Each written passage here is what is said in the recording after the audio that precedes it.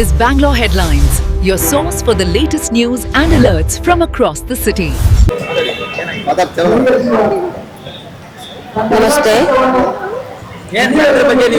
ನಾವು MGNRG ನರೇಗಾ ಉದ್ಯೋಗ ಖಾತ್ರಿ ಬಗ್ಗೆ ಸ್ಟ್ರೈಕಿಗೆ ಬಂದಿದ್ದೀವಿ. ನಮಗೆ ಕೂಲಿ ಕಾರ್ಮಿಕರಿಗೆ ತುಂಬಾ ಅನ್ಯಾಯ ಆಗಿದೆ. ನಮಗೆ BB ರಾಮ್ಜಿ ಬೇಡ ಮತ್ತು ನಮಗೆ ಉದ್ಯೋಗ ಖಾತ್ರಿ ಕೆಲಸನೇ ಬೇಕು, ನಮಗೆ ಉದ್ಯೋಗ ಖಾತ್ರಿ ಮನ್ರೇಗಾ ಕೆಲಸನೇ ಬೇಕು ಅಂತ ಹೇಳಂದು ನಾವಿಲ್ಲಿ ಸ್ಟ್ರೈಕಿಗೋಸ್ಕರ ಬಂದಿದ್ದೀವಿ. ಎಲ್ಲ ಪ್ರತಿಯೊಂದು ಹಳ್ಳಿಯಲ್ಲಿಂದ ಕೂಡ ಸುಮಾರು ಜನ ನಮ್ಮ ಎಲ್ಲ ತಾಲೂಕಿನಿಂದ ಎಲ್ಲ ಜಿಲ್ಲಾದವರಿಂತ ಕೂಡ ಎಲ್ಲ ಜನ ವಲಸೆಯನ್ನ ಹೋಗ್ತಾ ಇದ್ರು. ವಲಸೆ ಹೋಗುವುದನ್ನ ಇಷ್ಟು ದಿನ ನಮಗೆ ಮನ್ರೇಗಾ ತಡೆ ಹಿಡಿದಿತ್ತು. ಮನ್ರೇಗಾ ನಮಗೆ ಇಷ್ಟು ದಿನ ವಲಸೆ ಹೋಗೋದನ್ನ ತಡೆ ಹಿಡಿದು ನಮಗೆ ಕೆಲಸವನ್ನ ನಮ್ಮ ಗ್ರಾಮ ಪಂಚಾಯತಿಗಳಲ್ಲಿ ನಮ್ಮ ಗ್ರಾಮ ಪಂಚಾಯತಿಗಳಲ್ಲಿ ಕೆಲಸವನ್ನ ಕೊಡ್ತಾ ಇದ್ರು. ನಾವು ಕೆಲಸ ಮಾಡ್ತಾ ಇದ್ವಿ. ಇವಾಗ BB ರಾಮ್ಜಿ ಅಂತ ಬಂದಿದೆ. BB ರಾಮ್ಜಿ ಮುಂದೆ ನಮಗೆ ಕೆಲಸ ಕೊಡ್ತೈತಿ ಅಂತ ಹೇಳಂದು ಯಾವುದೂ ಗ್ಯಾರಂಟಿ ಇಲ್ಲ. ನಮಗೆ ಬೇಕಾಗಿರೋದು ಮುಖ್ಯವಾಗಿ ಅಂದ್ರೆ MGNRG ನಮಗೆ ಉದ್ಯೋಗ ಖಾತ್ರಿ ಕೆಲಸನೇ ಬೇಕು. ನಮಗೆ ಕೆಲಸ ಇದ್ರೇನೆ ನಮ್ಮ ಮಕ್ಕಳು ಮರಿಗೆ ನಮಗೆ ಮತ್ತೆ ಮುಂದಿನ ಒಂದು ವಲಸೆ ಹೋಗುವಂತವರನ್ನ ಒಂದು ತಡೆ ಹಿಡಿಲಿಕ್ಕೆ ಕಾರಣ ಅಂದ್ರೆ ನಮಗೆ ನರೇಗಾ ಉದ್ಯೋಗ ಖಾತ್ರಿ ಕೆಲಸನೇ ಬೇಕು. ನಮಗೆ BB ರಾಮ್ಜಿ ಅವಶ್ಯಕತೆ ಇಲ್ಲ ಅಂತ ಹೇಳಂದು ನಾನು ಹೇಳಕ್ ಇಷ್ಟಪಡ್ತೀನಿ. ಇದರಿಂದ ಉದ್ಯೋಗ ಖಾತ್ರಿ ಕೆಲಸದಿಂದ ನಮ್ಮ ಜನ ಎಷ್ಟೋ ಜನ ವಲಸೆ ಹೋಗುವಂತವ್ರು, ಎಲ್ಲೋ ಗೌಂಡಿ ಕೆಲ್ಸಕ್ಕೆ ಹೋಗಿ ಎಲ್ಲೋ ಸತ್ತು ಹೋಗುವಂತವ್ರಿಗೆ ಕೂಡ ನಮ್ಗೆ ಅವಾಗ ಸತ್ತು ವಲಸೆ ಹೋಗಿದ್ರು, ಸಾಯ್ತಿದ್ರು. ಸತ್ತವ್ರಿಗೆ ಕೂಡ ಯಾವ್ದು ಇದು ಇರ್ಲಿಲ್ಲ.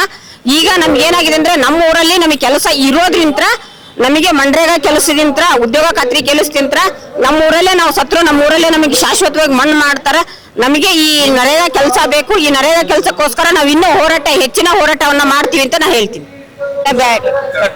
ಹಾವೇರಿ ಜಿಲ್ಲಾ ಬ್ಯಾಡಗಿ ತಾಲೂಕಿಂದ ಮಲ್ಲೂರು ಗ್ರಾಮ ಪಂಚಾಯತಿಂದ ಬಂದವಿ. ನಾವು ಇಲ್ಲಿ ತರಬೇತಿಗೆ ಯಾಕೆ ಬಂದಾವ ಅಂದ್ರೆ ನಮ್ದು BBG ರಾಮ್ಜಿ ಹೆಸರನ್ನ ಚೇಂಜ್ ಆಗಿದ್ರ ಉದ್ದೇಶಕ್ಕೋಸ್ಕರ ಬಂದ. ನಾವು ಫಸ್ಟ್ ಈಗ ನಮ್ದು ಹಳೇದೇನು ಕಾನೂನು ಇತ್ತು ಅದೇ ತರ ನಮಗೆ ಕಾನೂನು ಬೇಕು. ನಮಗೆ ಈ ಹೊಸ ಕಾನೂನು ಏನು ಬಂದ್ರ ಅಂದ್ರ ಎಲ್ಲಾ ಜನ ವಲಸೆ ಹೋಗ್ಬಿಟ್ಟೈತಿ. ಕೆಲಸ ಇಲ್ದಂಗ ಆತು, ಇಲ್ಲಿ ಬಡ ಮಕ್ಕಳಿಗೆ ಶಾಲೆಗೆ ಮಕ್ಕಳಿಗೆ ಆತು, ಉದ್ಯೋಗಕ್ಕೆ ಆತು, ಬಡವರಿಗೆ ಆತು, ಕೆಲಸ ಇಲ್ಲ ಅಂದ್ರೆ ವಲಸೆ ಹೋಗ್ಬಿಟ್ಟೈತಿ.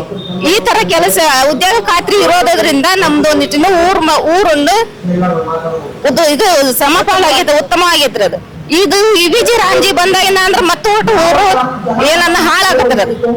ಆ ರೀತಿಯಾಗಿ ನಾವು ಇಲ್ಲಿಂದ ತರಬೇತಿಯನ್ನು ತಗೊಳಕ್ ಬಂದಿದ್ದೇವ್ರಿ. ಇದು ನಮ್ಮ ಕೂಗು ಇಲ್ಲಿವರೆಗೆ ಹೋರಾಡ್ಲಿಲ್ಲ ಅಂದ್ರೆ ನಾವು ದಿಲ್ಲಿವರೆಗೆ ಆದ್ರೂ ಹೋರಾಡಿ ನಮ್ಮ ಕಾನೂನನ್ನ ನಾವು ಹಕ್ಕನ್ನು ಒಳ್ಳೆ ವಾಪಸ್ ಪಡ್ಕೊಳ್ಳೋ ಅಂತದ್ದು ನಾವು ಮಹಿಳೆಯರಾಗಿ ಸಂಘಟನೆ ಆಗಿ ಒಕ್ಕೂಟ ಆಗಿ ಹೋರಾಡುತ್ತೇವೆ. ಮಾಧ್ಯಮದವರಿಗೆ ನನ್ನ ಹೃತ್ಪೂರ್ವಕ ಧನ್ಯವಾದಗಳು. ನಾವು ಹಾವೇರಿ ಜಿಲ್ಲೆಯಿಂದ ಬಂದಿದ್ದೀವಿ. ಈಗ ನಾವು ಬಂದಿರೋದು ಅಂತಂದ್ರೆ ನರೇಗಾ ಮತ್ತು BB ರಾಮ್ಜಿ ಅವ್ರ ಬಗ್ಗೆ ಇವೆರಡುಗಳ ವ್ಯತ್ಯಾಸದಲ್ಲಿ ಒಂದು ಅಗಾಧವಾದ ಒಂದು ಆತಂಕ ಇದೆ ಅನ್ನೋದು ಗೊತ್ತಾದ್ಮೇಲೆ ನಾವು ಈ ಹೋರಾಟಕ್ಕೆ ಸಿದ್ಧರಾಗಿ ಬಂದಿದ್ದೀವಿ.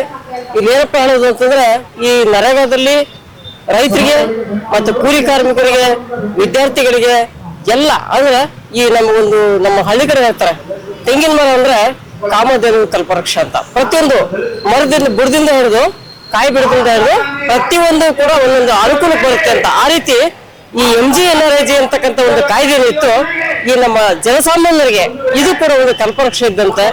ಅಂತ ಒಂದು ಯೋಜನೆಯನ್ನ ಇವತ್ತು ತೆಗೆದುಹಾಕಿ ಸರ್ಕಾರದವರು. ನಾವು ಆ ಸರ್ಕಾರ ಈ ಸರ್ಕಾರ ಅಂತ ದೂರೋದಕ್ಕಿಂತ ಎರಡು ಸರ್ಕಾರ ಮಿಂಗಾರಿಟಿಯಲ್ಲಿ ನಡೀತಾ ಇದೆ ಅನ್ನೋದು ನನ್ನ ಅಭಿಪ್ರಾಯ. ಯಾಕಂತಂದ್ರೆ ನಾವು ಕಮಿಷನ್ ಏಜೆಂಟ್ ಅಲ್ಲ, ಕಾಂಟ್ರಾಕ್ಟರ್ ಅಲ್ಲ. ಈಗ ನಾವು ಮಾಡ್ತಾ ಇರೋದು ಅಂದ್ರೆ ಕೂಲಿ ಕೆಲಸ. ಈ ಎರಡೂ ಸರ್ಕಾರದವರು ಈ ಬಡ ಬಗ್ಗರನ್ನ ಕೂಲಿಗಳನ್ನೇ ಯಾಕ್ರಿ ಟಾರ್ಗೆಟ್ ಮಾಡ್ತಾ ಇದಾರೆ? 60 ಪಾರ್ಟಿ ಅಂತಂದ್ರೆ ಅವ್ರ ಯೋಜನೆ ರೆಡಿ ಮಾಡಿದ್ರು, ಅದಾಯ್ತು ಇದಾಯ್ತು ಅಂತ ಹೇಳ್ತಾರ. ಅವ್ರು ಬಂದು ನಮ್ಮ ಸಂಘಟನೆ ಧ್ವನಿ ಎತ್ತಿದಾಗ, ನಮ್ಮ ಜನರು ಧ್ವನಿ ಎತ್ತಿ ಬೆಂಗಳೂರಿಗೆ ಬಂದಾಗ ಇಲ್ಲಿ ವೇದಿಕೆ ಮೇಲೆ ಬಂದು ತಮ್ಮ ಬೇಳೆ ಕಾಳುಗಳನ್ನು ಬೇಯಿಸ್ಕೊಳ್ಳೋ ಬಹಳ ಜನ ಇದಾರೆ. ಆದ್ರೆ ನಾವು ಬಂದಿರೋದು ನಮ್ಮ ಹಕ್ಕನ್ನ ಕೇಳೋದಕ್ಕೆ, ನಮ್ಮ ಕೂಲಿಯನ್ನ ಕೇಳೋದಕ್ಕೆ. ಯಾಕೆ ಸ್ವಾಮಿ ಬೇರೆಯವರೆಲ್ಲ ಅವ್ರಿಗೆ ಕಿತ್ಕೊಳ್ಳೋಕೆ ಅಧಿಕಾರ ಇಲ್ವಾ? ನಮ್ಮ ರೈತರು ಬೇಕಾ? ನಮ್ಮ ಕೂಲಿಕಾರರು ಬೇಕಾ? ನಮ್ಮ ನೋವನ್ನು ಅವರು ಅರ್ತು ನಮಗೆ ಒಳ್ಳೇದನ್ನ ಮಾಡ್ಬೇಕಾಗಿತ್ತು. ಅಂತವ್ರೆ ನಮ್ಮ ರಕ್ತ ನೀಡ್ತಾ ಇದಾರೆ, ನಮ್ಮನ್ನ ರಾಬೋರ್ಡ್ ತರ ಉಪಯೋಗ ಮಾಡ್ತಕ್ಕಂತ ಇದಾರೆ. ಈಗ ಚೀನಾ ಬೇರೆ ಕಂಪ್ನಿಗಳಿಂದ ಕೆಲಸ ಮಾಡಕ್ ಜನ ಬೇಡ ಅಂತ ರಾಬೋರ್ಡ್ ತರ ನಮ್ಮನ್ನ ವೀಕ್ಷಣೆ ಮಾಡ್ಕೊಂತ ಇದಾರೆ. ಇದೆಲ್ಲ ಯಾಕೆ ಸರ್ಕಾರಕ್ಕೆ ಅರ್ಥ ಆಗ್ತಿಲ್ಲ? ನಮ್ಮ ಜೀವನ ರಕ್ತ ಈಗ ನಾವೊಂದು ಹಿಂದೆ ಈ ಸಾಕ್ಷರತಾ ಆಂದೋಲನ ಕಾರ್ಯಕ್ರಮ ಅಂತ ಮಾಡಿದ್ವಿ. ಅವಾಗ ಒಂದು ಹಾಡನ್ನು ಹೇಳ್ತಾ ಇದ್ವಿ ನಾವೆಲ್ಲ. ಏನಪ್ಪ ಅಂತಂದ್ರೆ ಒಡೆದ ಮನಸ್ಸುಗಳ ಕಂಡ ಕನಸುಗಳು ಈಗ ನೀವು ಹೇಳಿದ್ವಿ ಕಟ್ಟತ್ತೀವಿ ಅಂತ ಹೇಳಿ.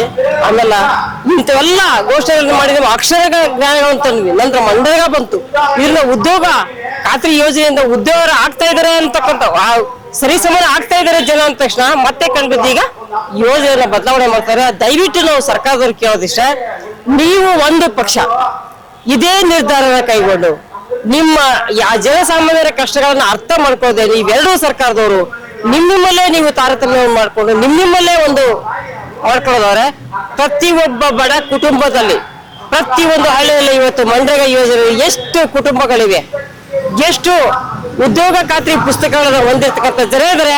ಅವರು ಪ್ರತಿಯೊಬ್ಬ ಮಕ್ಕಳು ಮನೆಯಲ್ಲೂ SLC ಇಂದ PUC ಓದ್ತಕ್ಕಂಥ ಮಕ್ಕಳಿದ್ದಾರೆ. ಅವ್ರಿಗೆ ಪ್ರತಿಯೊಬ್ಬ ಮಕ್ಕಳಿಗೂ ನಿಮ್ಮ ಯಾವುದೇ ಒಂದು ಬೇರೆ ಕಂಪ್ನಿ ಕೊಟ್ಟಿದ್ರೆ ಬಿಡ್ತಾರೆ, ಸರ್ಕಾರದಲ್ಲಿ ಒಂದು ಶಾಶ್ವತ ಉದ್ಯೋಗವನ್ನು ಕೊಟ್ಟು ನಿಮ್ಮ ಕಾನೂನನ್ನ ಬದಲಾವಣೆ ಮಾಡ್ಕೊಡ್ರಿ. ಇಲ್ಲ ಅಂತಂದ್ರೆ ನಾವು ಇಲ್ಲಿಂದ ದಿಲ್ಲಿವರೆಗೂ ನಾವು ಉಪವಾಸ ಸತ್ಯಾಗ್ರಹ ಮಾಡೋದಕ್ಕೆ ನಾವು ತಯಾರಿದ್ದೀವಿ ಅಂತಕ್ಕಂಥ ಒಂದು ಮಾತನ್ನ ಹೇಳಿ ನಮ್ಮ ಜನರಿಗೆ ಒಳ್ಳೆದನ್ನು ಮಾಡಲಿ ಸರ್ಕಾರ ಅಂತ ಹೇಳಿ ನಾವು ತಮ್ಮ ರಾಜಕೀಯ ಬೇಳೆಗಳನ್ನು ಬೇಯಿಸೋದು ಬೇಡ, ನಮ್ಮ ಪಕ್ಷ ಪಾತ್ರಗಳನ್ನು ಕಟ್ಟೋದು ಬೇಡ. ನಾವೆಲ್ಲರೂ ಮಾನವ ಪಕ್ಷದವರು, ಮಾನವೀಯತೆಗೆ ನಮಗೆ ಬೆಲೆ ಕೊಟ್ಟು ನಮ್ಮ ಮಾತನ್ನ ಅರ್ಥ ಮಾಡ್ಕೊಳ್ತೀರ ಅಂತ ನಾವು ಹೇಳಕ್ ಇಷ್ಟಪಡ್ತೀವಿ. ಜೈ ಹಿಂದ್, ಜೈ ಕರ್ನಾಟಕ. ಸುಮಾರು ಜನರು ಕೆಲಸ ಮಾಡ್ತಾವ್ರ. ನನ್ನ ಹಳ್ಳಿಲಿ ಆದ ಒಂದು ಇದು ನಾನೇ ಬುಕ್ಸ್ ಇಸ್ಕೊಂಡ್ ಕೆಲಸ ಮಾಡ್ತಾ ಒಂದು ಮೇಟ್ ಆಗಿ ಕೆಲಸ ಮಾಡ್ತಾ ಇದ್ದೀನಿ.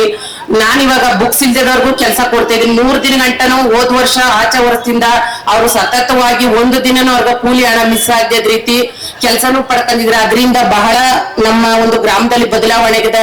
ಈಗ ಹೊರಗಡೆ ಕೂಲಿ ಜನ ಕರೆದ್ರು ಅವ್ರು ಹೋಗಕ್ಕ ರೆಡಿ ಇಲ್ಲ.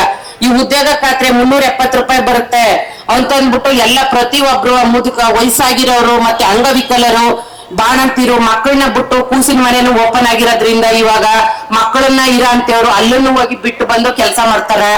ಇದರಿಂದ ನಮ್ಮ ದಲಿತ ಕುಟುಂಬಕ್ಕೆ ಬಹಳ ಅನುಕೂಲ ಆಗಿದೆ.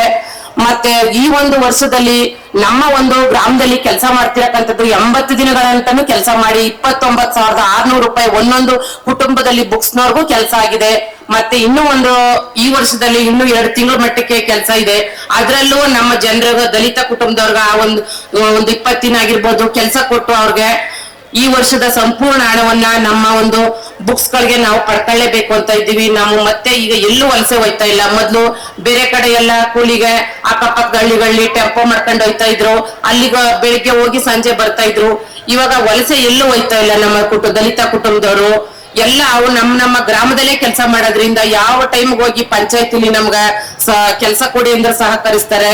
ನಮ್ಮ ಒಂದು ಗ್ರಾಹಕೋಸ್ ಕೂಲಿ ಕಾರ್ಮಿಕರ ಸಂಘಟನೆ ಕಟ್ಟಿರೋದ್ರಿಂದ ನಮ್ಮ ಸಂಘಟನೆಯವರು ಭಾಗವಹಿಸ್ತಾರೆ. 26ನೇ ತಾರೀಕು ನಾವು ಪಂಚಾಯತಿಗೂ ನಾವು ಅರ್ಜಿಯನ್ನ ಕೊಟ್ಟಿದೀವಿ. ಅದು ಅವರು ನಾವು ಮೆಮೊರಾಂಡಮ್ ನ ಎಲ್ಲ ಕಡೆನೂ ನಾವು ಕಳಿಸ್ತಿದೀವಿ ಅಂದ್ಬಿಟ್ಟು ಅವರು ಹೇಳಿದ್ದಾರೆ. ಅದಾಗಿ ನಮ್ಮ ದಲಿತ ಕುಟುಂಬಕ್ಕೆ ಇದು ಬಹಳ ಒಂದು ಉದ್ಯೋಗ ಖಾತ್ರಿ ಗ್ರಾಮೀಣ ಇದು ಅನುಕೂಲ ಆಗಿದೆ ಎಲ್ಲರಿಗೂ. ದಯವಿಟ್ಟು ಇದು ಶಾಶ್ವತವಾಗಿ ಉಳ್ಕೊಳ್ಳಲಿ. ಈಗ ಬಂದ್ರೆ ಹೊಸ ಕಾಯ್ದೆ, ಅದು ಕಾಯ್ದೆಯಾಗಿ ಬೇರೆ ಆಗ್ಲಿ, ಅದು ರದ್ದಾಗ್ಲಿ. ನಮ್ಮ ಮಹಾತ್ಮ ಗಾಂಧಿ ಗ್ರಾಮೀಣ ಕೂಲಿ ಕಾರ್ಮಿಕರ ಸಂಘಟನೆಯಿಂದ ಇದು ಎಲ್ಲಿ ತನಕನಾದ್ರೂ ಸ್ಟ್ರೈಕ್ ಮಾಡ್ತೀವಿ, ಎಲ್ಲಾದ್ರೂ ಬರ್ತೀವಿ. ಆದ್ರೆ ಇದು ಹೀಗೆ ಉಳ್ಕೊಳ್ಳಿ, ಶಾಶ್ವತವಾಗಿ ಈಗ ಮಹಾತ್ಮ ಗಾಂಧಿ ಯೋಜನೆ ಉಳ್ಕೊಳ್ಳಿ. ಜೈ ಹಿಂದ್. ಆಮೇಲೆ ಈ ಗ್ರಾಹಕೋಸ್ ಕೂಲಿ ಕಾರ್ಮಿಕರ ಸಂಘಟನೆಯವರು ಅಲ್ಲಲ್ಲಿ ಪಂಚಾಯತಿಗಳ ಕಡೆ ಮೆಂಬರ್ಶಿಪ್ ಕಲೆಕ್ಟ್ ಮಾಡಿ ಅವ್ರನ್ನ ಒಂದು ಸಂಘಟನೆ ಭದ್ರಪಡಿಸಿ ಪಂಚಾಯತಿ ಕೇಳೋದಾಗಿರ್ಬೋದು, ಬುಕ್ಸ್ ಇಲ್ಲದ ಬುಕ್ಸ್ ಆಗಿರ್ಬೋದು, ಮತ್ತೆ ವಯಸ್ಸಾದವ್ರನ್ನ ಕೂಲಿಗ ಎಲ್ಲೂ ಈಗ ಗದ್ದೆಗಳ ಕಡೆ ಎಲ್ಲ. Subscribe channel for latest update.